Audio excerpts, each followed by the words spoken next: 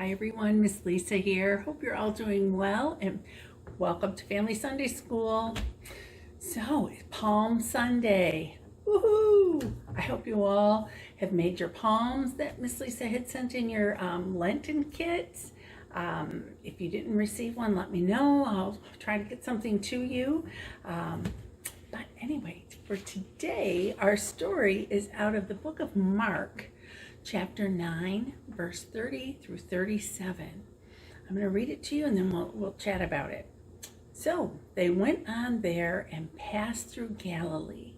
He did not want anyone to know it, for he was teaching his disciples, saying to them, "The Son of Man is to be betrayed into human hands, and they will kill him. And 3 days after being killed, he will rise again." But they did not understand what he was saying and were afraid to ask him. And they're referring to Jesus. So they were afraid to ask Jesus.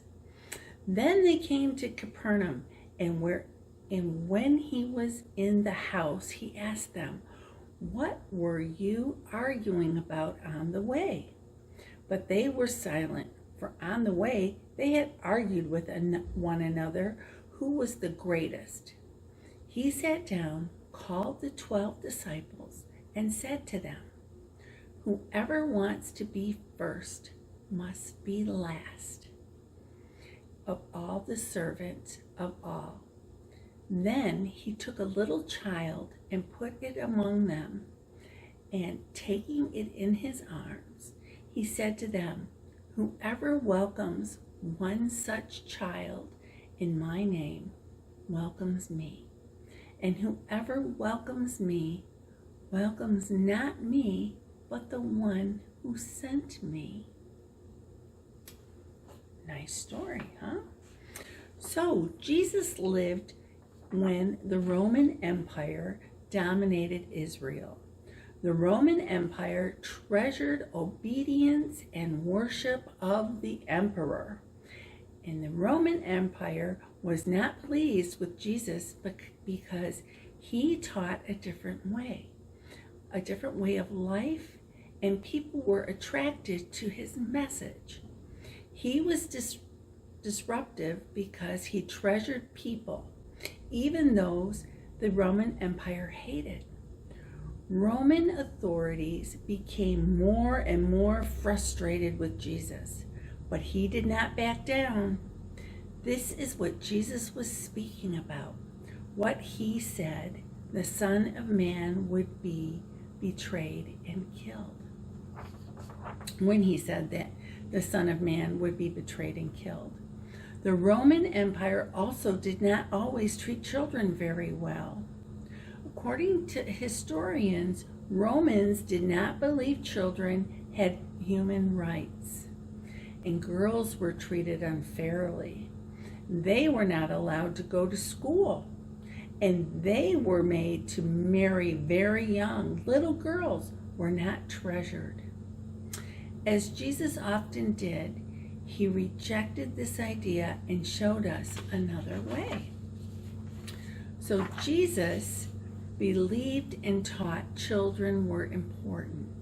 So when the disciples were arguing about which of them was the greatest, Jesus took a child in his arms and he told them if they welcomed a child, they would be welcoming Jesus himself. Jesus could have said to the bickering disciples, "You're all wrong. I am the greatest."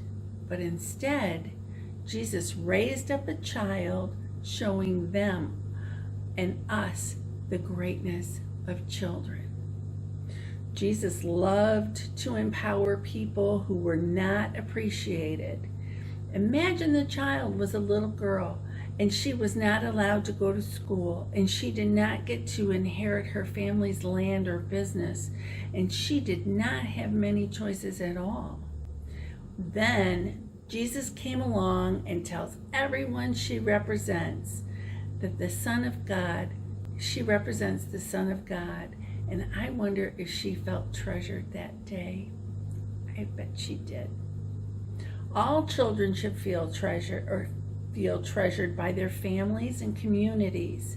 When we are tempted to argue with each other about who is the best and the greatest, who should be in control or make decisions, Jesus shows us people are a true treasure. Not being in the number one spot, on days you do not feel like a treasure, share that feeling with a trusted family member or friend so that they can remind you how precious you are, just like Jesus did. Isn't that wonderful? It is. So I hope you join me in a few minutes or so, whenever it's convenient for you to join me for some activity time and closing with Ginger. Talk to you soon. Bye for now.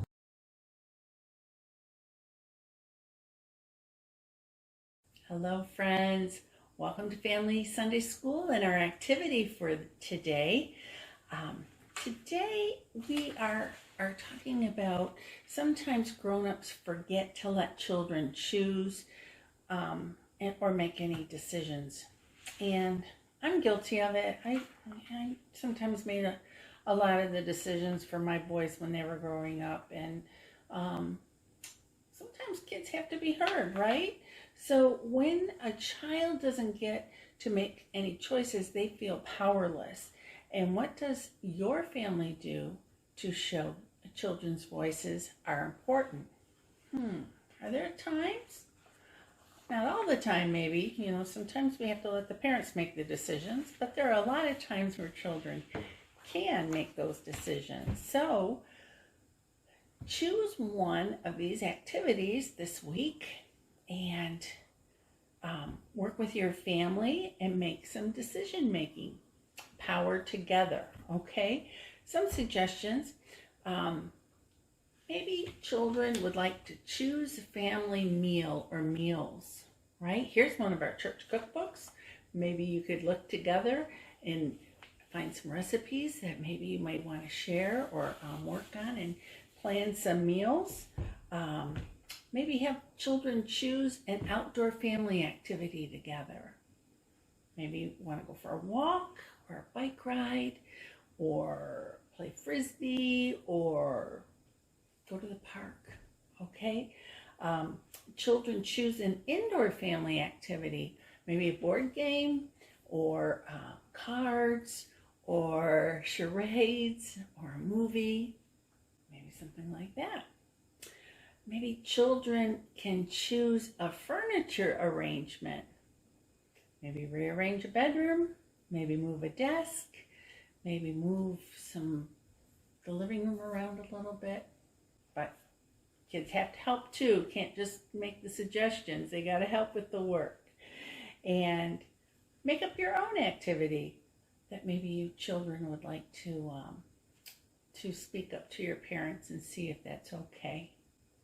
So I hope you have fun with this activity and you all work together and the children can be heard. All right? Have a great week and we'll see you in the closing in a minute. Bye for now.